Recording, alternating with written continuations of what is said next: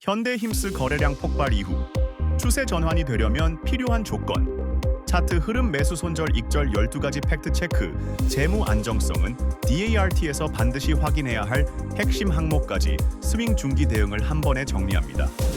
26년 2월 20일 현대힘스 차트에서 가장 중요한 장면은 하락 추세의 끝자락에서 거래량이 붙은 강한 반등 봉이 나왔다는 점입니다.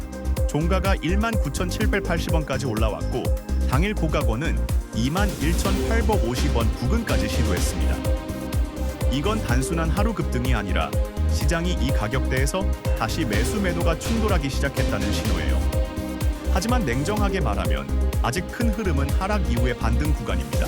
그래서 다음이 중요해집니다. 첫째, 위쪽 환문인 22,000원대를 돌파하고도 종가로 안착할 수 있느냐. 둘째, 만약 눌린다면 18,000, 17,700원대에서 지지를 만들 수 있느냐. 이 두 가지가 반등 일파로 끝날지 추세 전환으로 이어질지를 갈라놓습니다. 이제 전략을 딱 정리하겠습니다. 보수적으로 가면 22,000원대 돌파 후 안착 확인하고 분할 진입합니다. 손절은 돌파 실패가 명확해지는 21,000원 제이탈 같은 시그널에서 잡고 목표는 24,000원대, 그 다음 26,000원대입니다. 공격적으로 가면 눌림 구간인 18,800, 19,300원에서 분할 매수하고 손절은 17,700원 종가 이탈입니다. 목표는 우선 21,850원, 이후 23,500, 24,000원입니다. 여기서부터는 팩트 체크로 들어가겠습니다. 첫 번째, 재무입니다. 앞으로 우리는 DART 기준으로만 보겠다고 했죠. 그래서 확인 포인트가 명확합니다. 최근 사업 보고서에서 유동자산과 유동부채, 즉 유동 비율을 보면서 단기 버틸 체력을 확인해야 합니다. 동시에 현금 미천금 성자산이 늘고 있는지, 단기 차입금이 늘고 있는지, 유동성장기 부채가 커지는지까지 봐야 해요. 제조 수주형 기업은 운전자본이 흔들릴 때 현금이 갑자기 말라붙습니다. 그래서 분기 보고서에선 매출 채권과 재고자산이 늘어나는 속도가 매출 성장보다 빠른지 꼭 체크해야 합니다. 두 번째, 안정성입니다. 이건 숫자로 끝납니다. DART에서 영업이익과 이자 비용을 확인해 이자 보상 배율을 계산해야 합니다. 영업이익이 이자 비용을 충분히 덮지 못하면 상승장이 와도 기업은 자금 조달 비용 때문에 발목이 잡힐 수 있어요. 또 차입금의 만기 구조, 특히 1년 안에 갚아야 하는 비중이 크면 시장이 흔들릴 때 리스크가 커집니다. 마지막으로 현금 흐름표에서 영업활동 현금 흐름이 플러스인지를 봐야 합니다. 스윙은 차트지만 중기는 결국 현금 흐름이에요. 세 번째는 연구 투자입니다. 조선제조 계열은 R&D가 폭발적으로 크지 않을 수도 있지만 그렇기 때문에 더 확인해야 합니다. 개발비를 자산화하는지 비용 처리하는지에 따라 이익이 달라 보일 수 있거든요. 공정 개선, 원가 절감, 신규 인증 투자 같은 실질 투자 흐름이 DART 주석에 어떻게 반영되는지 체크합니다.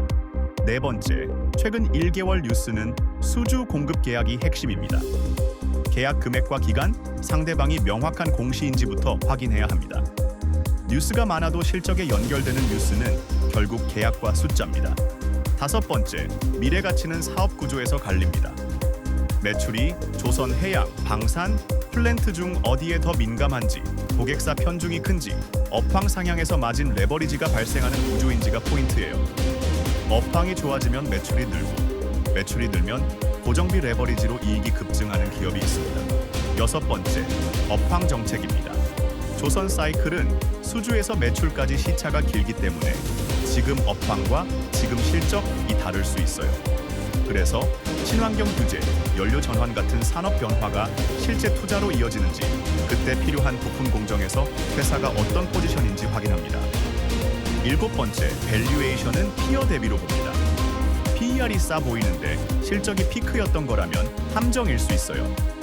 그래서 PBR, EB, EBITDA처럼 다른 잣대도 같이 확인합니다. 여덟 번째, 모멘텀은 지금 차트가 이미 보여줬습니다. 거래량이 터졌다는 건 모멘텀이 생겼다는 뜻이에요. 하지만 진짜 모멘텀은 다음 캔들에서 결정됩니다. 거래량이 유지되며 저항을 넘는지, 아니면 거래량이 줄며 눌림 조정으로 바뀌는지, 이게 승부처입니다. 아홉 번째, 위험도는 하락 추세에서 나온 급등의 본질을 기억하는 겁니다. 급등은 좋지만 돌파 실패도 빠릅니다. 그래서 22,000원대에서 밀리면 변동성이 커질 수 있다는 걸 전제로 손절 라인을 반드시 둬야 합니다. 10번째, 주요 매출은 DRT 사업의 내용에서 제품군 공정별 매출, 내수 수출, 고객사 집중도를 확인합니다. 특히 수주형은 상위 고객 편중이 리스크이자 강점이 될 수 있어요. 11번째, 경쟁 우위는 인증과 납기, 품질, 벤더 등록 같은 진입 장벽에 있습니다. 반복 수주가 가능한 구조인지, 원가 경쟁력과 공정 안정성이 있는지까지 확인합니다. 마지막 12번째, 리스크입니다. 희석 이벤트, 유상증자, 전환 사채, 신주 인수권 부사채 이런 게 있는지 DRT 공시에서 반드시 확인합니다.